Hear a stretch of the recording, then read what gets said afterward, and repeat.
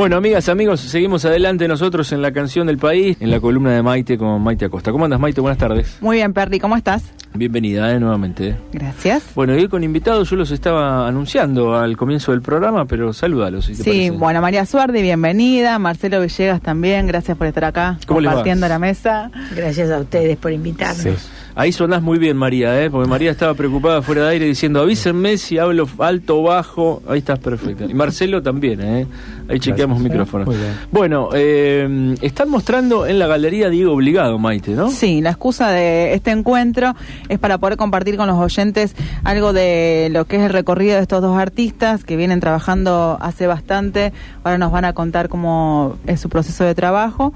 Hay dos muestras, porque la Galería Diego Obligado tiene dos salas, una que da a la calle y otra que también a veces se transforma en trastienda. Claro. Y la muestra de María Suardi se llama Sin Fin, y la de Marcelo Villegas, El crecimiento se agita. Ahí está, uno puede visitar Diego Obligado y encontrarse con obras de estos dos artistas rosarinos. María Suardi nació y vive en Rosario, expone desde 1969, individualmente en Argentina y en otros países. Tengo ahí desde su currículum, y Marcelo Villegas nació en Rosario en 1966. Así que cuando este pibe nacía, vos ya estabas exponiendo. Yo ya estaba exponiendo, sí. ¿Cuánto le falta? Yo soy muy viejita al lado de él. No quise decir eso. No, pero es así. No lo quisiste decir, pero es. Pero bueno, coinciden las fechas más o menos. ¿Exponés desde esa época? Sí, mira, en realidad en el 68 gané mi primer premio. En Amigos del Arte. Ajá. Claro, ustedes son todos tan jóvenes que no saben nada de Amigos del Arte. ¿Vos, Marcelo, qué decías? En el 86. ¿Ganaste ese premio también? Sí. ¿El de Amigos del Arte? Sí. Mira vos. Dibujo. Bueno, ¿de qué tratan las muestras? Yo le preguntaba también a Marcelo cuando nos saludábamos acá fuera del aire también. Es una muestra conjunta, pero a la vez individual, porque alguien los cruzó, los conectó para que a la par estén mostrando en Diego Obligado ahí en distintas salas. Leandro Comba. Comba fue. Que es el curador. Ahora, yo tengo algo que decir que para mí me parece muy importante. Es que mi relación con Marcelo, para mí, es muy importante porque él jugó un papel muy, muy, muy importante, para seguir redundantemente hablando. Ajá. En la muestra mía, que fue una muestra muy grande y probablemente una de mis mejores muestras, en el Museo Castañino. Ajá. Marcelo fue mi curador, así que ahora somos compañeros. De galería. La de Castañino fue hace un par de años atrás, ¿no? 2012. En el 2012. Que fue una muestra de 50 y pico de obras, sí, ¿no? Más. O más. 60 y pico, 80. Sí. 60 y pico de obras, y que magistralmente las curó, las montó Marcelo. Claro, así que ya tenían conexión desde esa época. La geometría como naturaleza fue esa muestra. Así que imagínate que ahí vos con tu curador, cuando armás una muestra de esa naturaleza, tenés una empatía. Claro. Yo tuve una gran empatía. Mejor no tenerla es bravo, para seguir avanzando en el laburo después. Yo creo que Marcelo también, ¿no? Sí, que estabas contento. Siempre me gustó su obra, digamos, y en ese momento estaba en un momento en el que se estaba despegando en la pared, digamos, que era como los objetos estaban en un punto, las instalaciones habían llegado a un nivel así excelente, que eran las últimas, que era 2010, 2012, esa producción, digamos, de esos objetos. Yo me enamoré también, pero bueno, digamos, la idea era bueno, cómo vincular todos los años el recorrido de ella, digamos que... Marcelo viene trabajando ya hace varios años como parte del equipo del Museo Castañino en la parte de montaje específicamente, sí. Claro. Así que tiene bastante training en el tema. Claro, ahí conoces un montón de artistas también. Sí. Y bueno, en el caso de ellos era verla y que todas las obras me gustaban, pero habitualmente no te pasa, digamos, siempre uno tiene que luchar con el gusto, digamos, porque si no... Viste, uno va al trabajo a veces todos los días no le gusta todo lo que hace, lo que tiene que decir. Que me parece interesante esta muestra en particular porque la obra de los dos artistas hubo momentos en los que pasaba del plano al objeto, vuelve del objeto a la pared, así que sería bueno que podamos comentar un poco qué es lo que podemos ver en esta muestra en particular y cómo es que llegan a estas obras. Marcelo, si a lo mejor querés comentar de qué va lo que se puede ver ahora. Yo venía haciendo un recorrido un poco histórico por la geometría, por los íconos del constructivismo ruso, y esto me inspiró un poco para trabajar esta cuestión del peso del ícono que va quedando en la historia de la abstracción, digamos. Son cuadros de figuras abstractas geométricas. Sí. Por lo general, para describirlos. Sí. Es obra abstracta, es que, las que me refiero fundamentalmente fueron hechas entre el 10 y el 15, digamos, por Malevich y el Lissitzky, que fueron, digamos, los protagonistas de la vanguardia. 1910-1915, digo, en aquel vanguardias periodo. Rusas. Las vanguardias rusas y retomás un poco esa estética. Claro, y referentes fueron tuyos, ¿no? El referente para formal y conceptual también, digamos, obviamente uno es un proceso en el que vas como desmaterializando y armando y volviendo a pasar ideas y las vas produciendo cosas en el taller y claro. Es una serie de ensayos y que arrancó con ese proyecto que fue ese homenaje a los íconos de la imagen rusa, digamos, ¿no? Ajá. Que es interesante porque recién venimos del taller de María y también hay un sector de imágenes que refieren a afiches de la vanguardia rusa, así que están estos amigos imaginarios del taller conviven en ambos espacios. Exactamente, mira vos, ¿no? Y ni él sabía que yo iba a poner esos afiches, creo que esos vos no los viste en casa. Sí, porque no hace mucho que los he puesto. Así que tenemos un montón de puntos de contacto. De puntos en común, por ahí. Muchísimo. Y de hecho, estás citando vanguardias de 1910, 1915, la abstracción, la geometría abstracta proviene también de esas primeras décadas del siglo XX, ¿no? Sí, son los padres de lo Exacto. que... después en Argentina en los 40, en los 60 también hubo momentos. Claro, y los Madí. Principalmente. Claro. María, y en tu caso, ¿qué estás mostrando ahí en Sin Fin se llama, no? Bueno, lo mío es una cosa así completamente no pensada por mí, porque tengo que contar esta anécdota, que cuando vino Leandro Comba, que ustedes saben, el curador de la galería, sí. a elegir mi obra para Lima, porque me llevaron a la feria de Lima. Ajá. Entonces, vinieron a elegirla, y él abriendo los cajones que Coralí tuvo que mostrar, que es mi ayudante, que acá está con nosotros, vio de casualidad estas obras de la década del 70, que yo hace muchísimo que ni las miraba. Literalmente cajoneadas. Estaban cajoneadas, estamos hablando de gráfica, Ajá. Porque, yo hago gráfica, hago pintura y ahora también escultura. Pero estoy hablando de gráfica, especialmente serigrafía. Serigrafía, claro. Que es la técnica que aprendí justamente en Londres. La serie esa del 70, ¿vos la construiste allá o no? ¿Entendiste algunas la allá y algunas acá.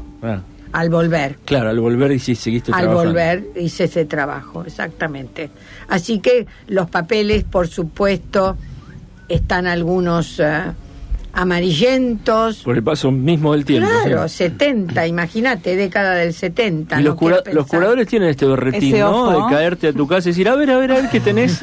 Y empiezan a revisar cajones, valijas, estantes. Pero este tiene un detalle importante, que no tienen vidrio, están montadas. Exactamente. Vos Bien llegás y ves las tintas. Exacto. Los papeles, apreciás a fondo la obra, digamos, porque si no está mediatizada por un vidrio o por algo que... Son las que están enchinchadas en la pared.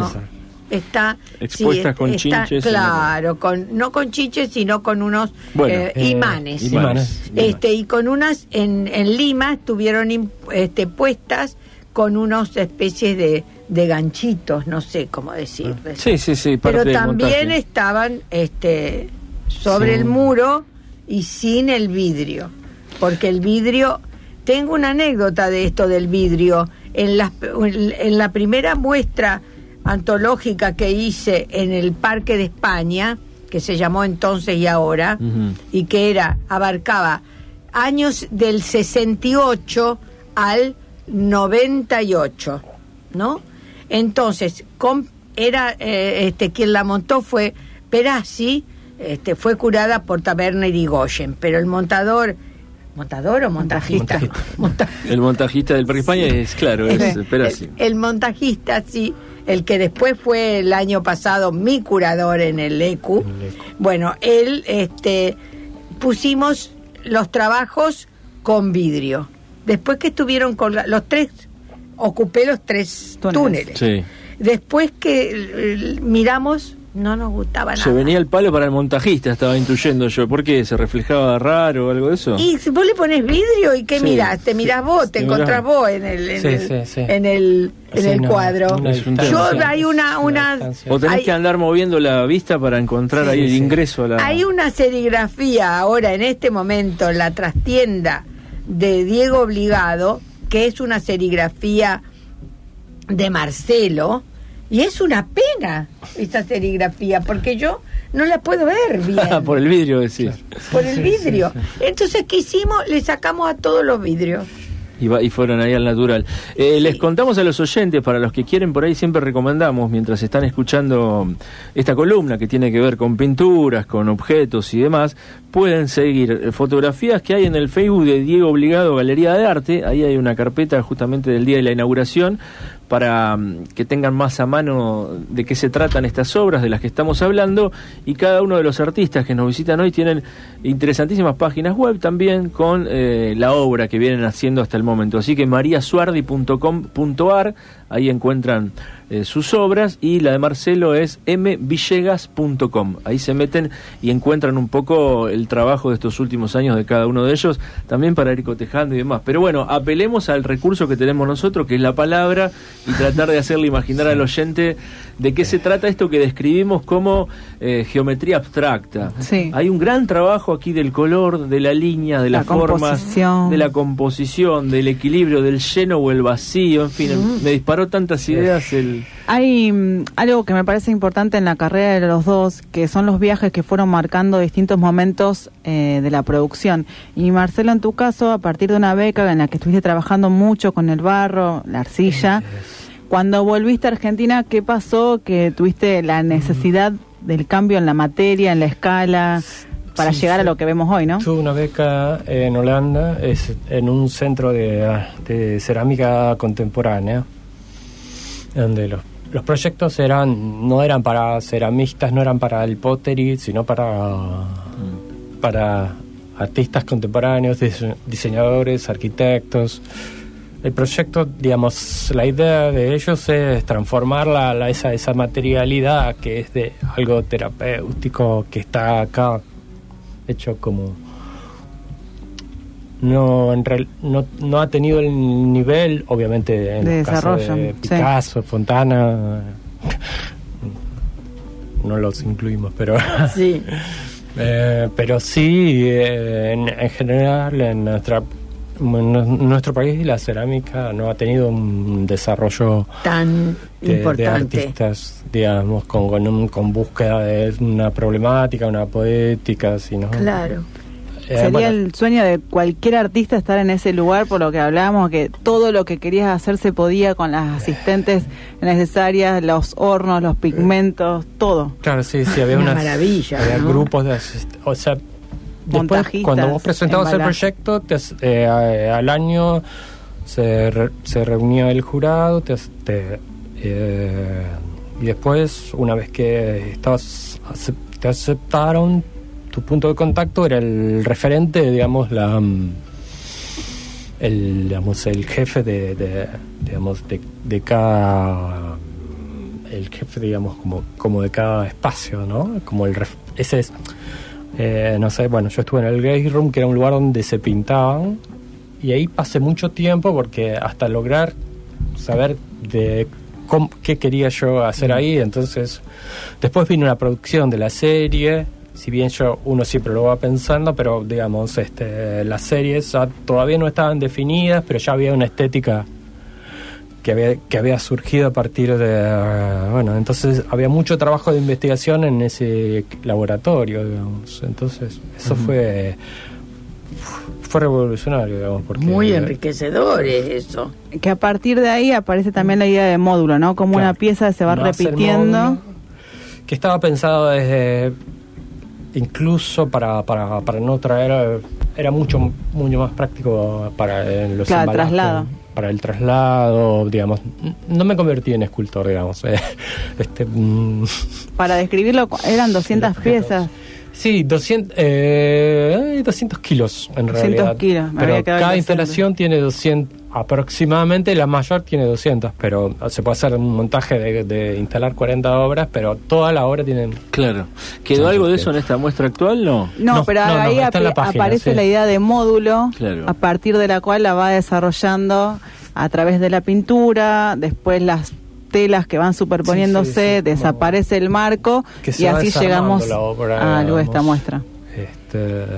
Y a partir de estos módulos empiezo a crear sistemas que funcionan con diversos tamaños, digamos. Entonces eso fue, digamos, fue volver y yo sabía que no iba a volver a hacer cerámicas. Claro. Pero no por una cuestión técnica, porque yo sabía que era lo que había recibido ahí, digamos, y por dónde tenía que avanzar, digamos. Entonces, claro, como replantear todo el trabajo nuevamente. Claro. Y en el caso de la muestra de Diego Obligado, ¿dónde nace un poco la inquietud para presentar esta serie de obras, digamos? La idea en las vanguardias rusas. Digamos, bien, bueno, digo, pero te pones a experimentar, porque es muy particular cómo llegan a justamente esto que tratábamos de describir como la combinación de elementos que dan el resultado final de lo que uno ve cuando mira la obra. En realidad no hemos visto mucho la producción. Fue algo que se dio mucho en el lugar, que son donde también se enriquece mucho este tipo de la obra en el espacio, digamos. Claro. Se ponen en diálogo. Fue en el diálogo natural de las formas y eso. María, en tu caso, ¿cómo trabajaste esto que estás mostrando en Diego Obligado? Bueno, ¿recordás ahí esa instancia? Son todas obras geométricas, abstracción geométrica, porque yo ya, cuando fui a Londres, yo ya estaba haciendo geometría. Yo empecé a hacer geometría con un pintor nuestro que es Eduardo Cerón. Ajá. Y después seguí en Buenos Aires con Vidal y con Ari Brisi finalmente. ¿A instancias de ello que en talleres, clínicas, o ibas a mostrar tu trabajo? Iba a Buenos Aires. ¿Ibas ahí a estudiar? Iba a estudiar, claro. Sí, exactamente. Porque tuve una beca del Fondo Nacional de las Artes. Ajá. Para especializarme en pintura, pero me tocó en ese momento. Hasta ese momento vos podías elegir, la beca consistía en que vos elegías, quiero estudiar con Ari Brisi, y te la daban un año, ibas al taller de Ari Brisi. Desgraciadamente, yo después lo tomé a Ari Brisi, porque en ese momento me dijeron, no, tiene que ir a la Cárcova, y me pusieron con alguien que puede ser excelente, no voy a hacer ningún juicio de valores, porque es muy conocido, Ideal Sánchez, que tiene un libro escrito sobre el óleo. Pero el óleo no era de ninguna manera el medio que yo tenía para expresar mi geometría, que yo ya la estaba haciendo. Yo lo que tenía que usar era acrílico. Con acrílico estabas trabajando, claro. Yo tenía que trabajar con acrílico. En serigrafía no había problema. Serigrafía fue otra cosa. Esto era un perfeccionamiento en pintura. Bueno, digamos que tuve que aguantar y hacer un año de óleo con mucho esfuerzo. Imagínense ustedes hacer mis bordes netos, mis rectas, horizontales, verticales, oblicuas, con óleo, y yo con un palito para no claro, no apoyar. Bueno, los que conocen el óleo y los que claro, eso te iba a preguntar, para el que no conoce, porque eso estamos es casi hablando de imposible. Semanas de secado, claro. Y más con la humedad rosarina. Exactamente, y es la pintura al óleo, es como lo dice, ¿no? El nombre es con aceite. Sí. Y se te vuelven líneas curvas, hasta quizás o no. Por favor, fue muy terrible. Bueno, eso, toda esa obra que yo produje ahí, toda esa obra que produje, después salió al exterior, pero es toda una historia que no me quiero acordar tampoco por lo que pasó después en la aduana nuestra. Ajá. Bueno, así que me olvido de esa etapa, hasta que empecé a trabajar con acrílico, claro. Y ya las cosas cambiaron. Empecé a usar el aerógrafo. El aerógrafo que me lo enseñó a usar Ari Brisi, por ejemplo. Bueno, esto es, vuelvo a decirles, hay dos, digamos, no etapas, porque momentos. Fueron también bastante siempre simultáneos. Yo hice serigrafía cuando empecé a hacer serigrafía, porque no tenía ni la menor idea, como le decía a Maite hace un rato en mi taller, de lo que significaba la palabra serigrafía. Por supuesto que la aprendí en inglés primero. María viaja a Londres, entra a una muestra, da con una persona que le dijo, vos tendrías que hacer serigrafía, y ahí es cuando se le abre todo el mundo de grabado. Exactamente, de gráfica, ¿no? Porque estamos usando mal la palabra grabado. Sí, bueno. Pero bueno. ¿Podrías contar qué es la serigrafía específicamente dentro de todas las posibilidades que tiene la gráfica? ¿Cómo no? La serigrafía se basa en el proceso del stencil, que la palabra española es estarcido. Vale decir, se trabaja con un bastidor que tiene una tela muy, muy tensa como un tambor. La tela en su momento era de seda, por eso se llamaba silk screen, silk de seda, ahora se llama screen print, porque la seda pasó a ser un material sintético, no se usa más la seda, obviamente. Bueno, esa seda deja pasar tinta. Yo quiero hacer un área de color, tengo que bloquear. Por eso dije el proceso del stencil. Tengo que bloquear por donde no quiero que pase la tinta y dejar libre, abierta la tela para que por ahí pase la tinta. Se va imprimiendo, digamos, en distintos... Y cada color es una pasada. Ese bastidor va en una mesa con bisagras que pueden levantarse. Es muy difícil explicarlo si uno no lo ve. Sí, pero es un trabajo... artesanal. Claro. Y después sí tiene su parte fotográfica, puede tenerla, parte manual, y bueno, y ahí empecé yo a hacer serigrafía. Así vas construyendo. No fui la primera, porque Sinopoli ya estaba haciendo serigrafía. Estamos hablando de los principios de los 70. Él ya estaba haciendo serigrafía en Rosario. Pedro Sinopoli. Sí.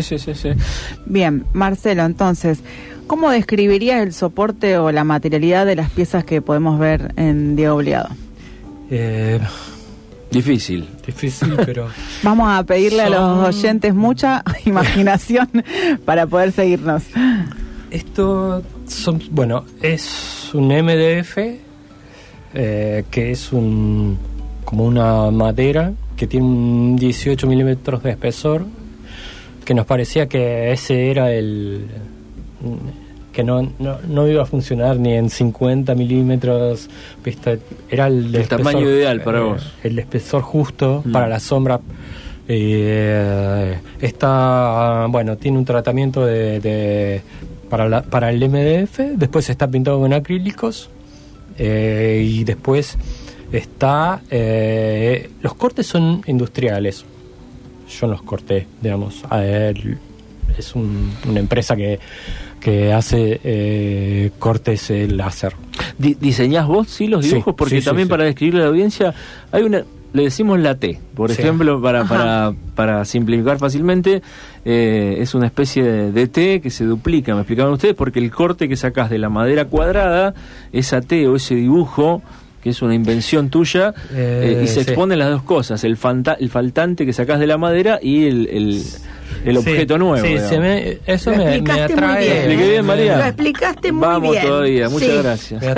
Me atrae el vacío, digamos. Claro. O sea, el diseño es algo que lo trabajo en bocetos, hago fonts. En realidad empiezo en dibujos, en papel. ¿A mano o programas de compu y eso? No, ¿Dibujos a mano? No, dibujos a mano. Y después paso a... No puedo abandonar la trincheta, digamos. Tengo como una relación con el imperio de la trincheta. Que empiezo a sumar el foam, que ya tiene un espesor, el negro, el foam negro. Y bueno, aproximadamente había para la foto del proyecto que le mandé a Diego, había aproximadamente 10 obras, muchos más. Él se quedó con la T y el otro, que ¿cómo lo llamas? Al que podría decirse el lleno, el vacío, el positivo, el negativo. Claro, sí. Figura fondo. Figura fondo. Claro. Pero sí, a mí me parece que esa relación que hay entre el color, la pared, hay una tensión ahí que es lo que te gusta a vos mostrar, parece, digamos. Sí, es poderoso. Como que... Y una síntesis geométrica que, como decías, que estabas viendo o pensando en estos iconos rusos, también claro. Estas imágenes son muy icónicas, porque hay una que se aproxima a lo que puede ser un fuego, por ejemplo, ¿no? Que es una de las rojas que se ven en las fotos de la muestra. Como la forma de una llamarada, también sobre esa madera, ¿no? Sí, exacto. Sí. Y el montaje, bueno, es también lo hicimos con Leandro Comba y Sí. Adrián. Leandro justamente dijo al principio, cuando nos convocó, te lo debo haber dicho a vos, que nos convocaba porque las dos muestras, los dos artistas podíamos dialogar perfectamente muchísimo. Sí. Entonces, son eso cultores es del estilo sí. Claro. Que son muestras diferentes, pero sí. Hay un diálogo entre ellos. Sí. Desde mi concepto, digamos, de la búsqueda de la abstracción, bueno, ya ahí hay un espacio para una obra de los 60 de 70 de María, digamos. Claro. Ya ese recorte te habilita, digamos. Vos, María, seguiste trabajando, ¿no? Siempre en la búsqueda de la construcción de estas obras que son como, repasando toda tu obra hacia atrás también en la página, son como nuevos objetos arrojados al mundo ahí. Sí, lo que pasa es que yo no dejé nunca de trabajar en estos 50 años. Claro. Así que, o más. Eso es lo que a todo el mundo, o a mis alumnos les digo, que no se debe parar nunca. Nunca, hay que seguir experimentando. Absolutamente. A mí me preguntan a veces, muchas veces, ¿cuánto te llevó a hacer esa muestra? Y yo le digo, esta obra. 50 años. 50 años, claro. Porque es todo una cosa que va encadenada. Exacto. Después uno va, ¿no es cierto, Marcelo, y mirás para atrás y tomás cosas que te interesaron y las volvés a ver desde otro punto de vista porque creciste vos, porque aprendiste más cosas. De hecho, hoy mismo están terminando por la tarde las obras que van a viajar a Córdoba la semana que viene. No, las que van a viajar a Miami. Pero están en proceso, están obras nuevas, permanentemente. Sí, no, yo no paro nunca. Vos seguís. Ni en ninguno de mis momentos terribles de mi vida, que por supuesto los he pasado como todo el mundo. ¿Y ahí qué haces? ¿Te refugiás en el arte, en la construcción de tu obra también? Bueno, yo no sé si me refugio, yo no puedo hacer otra cosa más que trabajando. Ajá. ¿No? Bueno, y en cuanto al proceso de que primero, bueno, la obra plana, ya sea en serigrafía o ya sea en pintura. Dentro del plano uno puede hacer volumen. Sí. ¿No? De distintas maneras. Con la serigrafía incluso podés combinarla con gofrados. El gofrado ya tiene un cierto relieve. Y si no, y con la pintura, por por el juego de atrás, delante, del juego de color, en fin. Siempre me gustó también la ambigüedad, que la practiqué en muchísimas de mis obras, tanto en pintura como en gráfica. ¿En qué sentido te referís la ambigüedad de esa? Y que vos no sabés a veces si las cosas van o vienen, o si las cosas son volumétricas o no son volumétricas. Bueno, lo hablamos con Burgos la otra vez, asociado al arte cinético, y el desafío para el ojo también, porque en todos los planos que vos estás, que presentás en tu obra, encimándolos, pasa esto, ¿no? No se sabe dónde va o viene, qué está adelante, qué está atrás. Claro, hay una cosa de la búsqueda del equilibrio entre las formas y el color también. Exacto. Bueno, eso siguió mucho tiempo. Llegó un momento, no sé por qué, que necesité que la obra saliera un poco de la pared. Por eso estábamos hablando recién con Marcelo de que ese fibrofácil, le digo yo, pero vos le diste un nombre mejor, que nunca me lo acuerdo.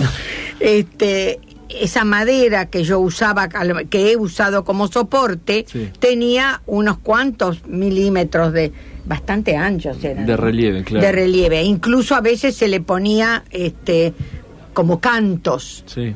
Y entonces con distintas piezas armaba una obra en la cual había, a lo mejor en el interior no en el interior, al poner las piezas construía, por ejemplo, un hexágono o un triángulo. Del plano al volumen. Exacto, en la pared. Sí.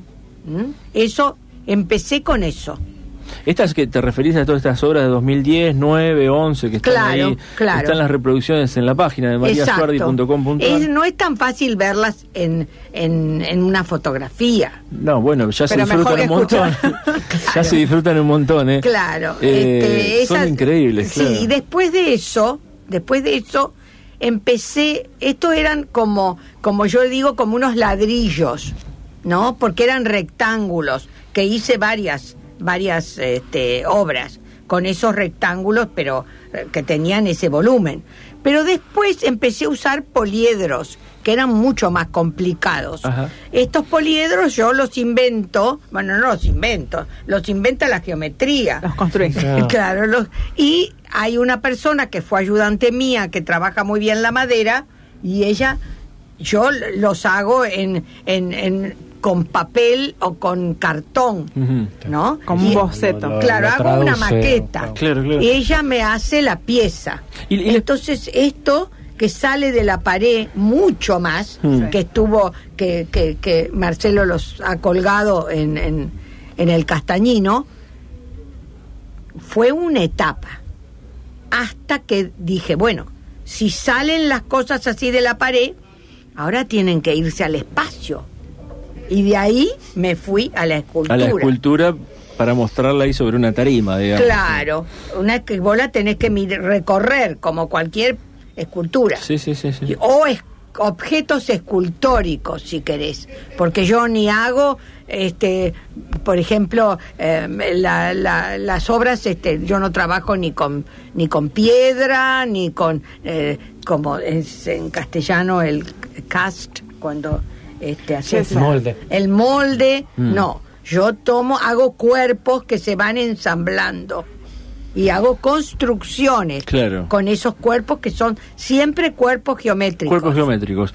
Y les pregunto a los dos, digo, más allá de que nos están explicando los procesos materiales de su trabajo con las técnicas y los materiales justamente que usa, ¿qué otra lectura se puede hacer detrás de esto? ¿Es una búsqueda de qué cosas? Digo, ¿sobre el lenguaje, sobre la realidad, sobre lo político, o es una experimentación estética en la construcción de sus obras? Bueno, eso, no sé, Marcelo, que diga lo que... ¿O qué les pasa a ustedes? Sí, digo, bueno, por eso digo, si querés, Marcelo, decir qué pasa y después te digo yo lo que me pasa a mí. Está bueno. Digamos, mi idea es como... Siempre, después de todos estos recorridos por la historia, digamos, es como que sé que hay algo que está después de todo eso, después de lo formal, después de, digamos, de usar a la abstracción como una herramienta, hay algo hay algo que está detrás de todo eso también para mí. Yo pienso... Hoy hablabas del vacío, de pensar... Claro, bueno, sí. Clima, sentimientos, sensaciones, ideas también, ¿no? Sí. ¿En tu caso, María? En mi caso, yo diría que hace muchos años me enamoré de la geometría. Entonces me di cuenta de que hiciera lo que hiciera, me asombra que de repente trabajo con formas y llego a un recorrido o algo que se complementa, que yo siempre la geometría me lleva a algún lugar, ¿no es cierto?, en donde las formas viven por sí mismas. Claro. Así que siempre eso, a mí eso me interesa muchísimo. Ahora, si vos me decís qué parte, si hay una parte, qué parte emocional, yo te digo que yo principalmente mi trabajo es un trabajo racional. Claro, porque se le adjudica un carácter racional fuerte. Para mí es racional, y sí, pero siempre el subconsciente actúa. Está invocando ¿Por otras qué cosas? vos me decís, por qué me podés preguntar, yo usé la gama de los rojos en esto? Sí, ¿Por qué usé nada más que triángulos? ¿Por qué? Y bueno, eso es mi subconsciente, yo no lo sé. Ahí están las lecturas posteriores, claro, de estas formas que te llevan a ver el vacío, lo estallado en algunas obras, lo que se condensa, en fin, ahí... Y es muy importante saber lo que el espectador siente. Claro. Yo siempre pienso, cuando te dicen, ay no, yo no entiendo esto, cuando nos dicen, a vos también te lo deben decir, ¿qué es esto? Si a mí me lo han preguntado de obra tuya, ¿qué significaba esto? ¿Qué significaba? Le digo, escúchame una cosa, no pensés qué significa, pensá que sentís. Claro, hay que experimentarlo. Cuando lo ves, ¿qué siente el espectador con la obra de arte? Referenciando a las vanguardias, el que tenga ganas de explorar un poco sobre Malevich, Mondrian, a lo mejor, Perry, iba un poco tu pregunta hacia un libro que escribió Kandinsky de lo espiritual en el arte. Sí, claro. De lo espiritual en el arte. Que plantea, bueno, qué pasa detrás de estas figuras geométricas, ¿no? Bueno, esa relación con otro plano. Lo podemos traer para otro programa futuro no? y citarlo un poco. Les agradecemos muchísimo a los dos, se nos ha pasado el programa entero ya, así que tenemos que entregar acá. María, Marcelo, muy amables. Gracias, chicos. Muchísimas gracias a ustedes por invitarnos, ¿no?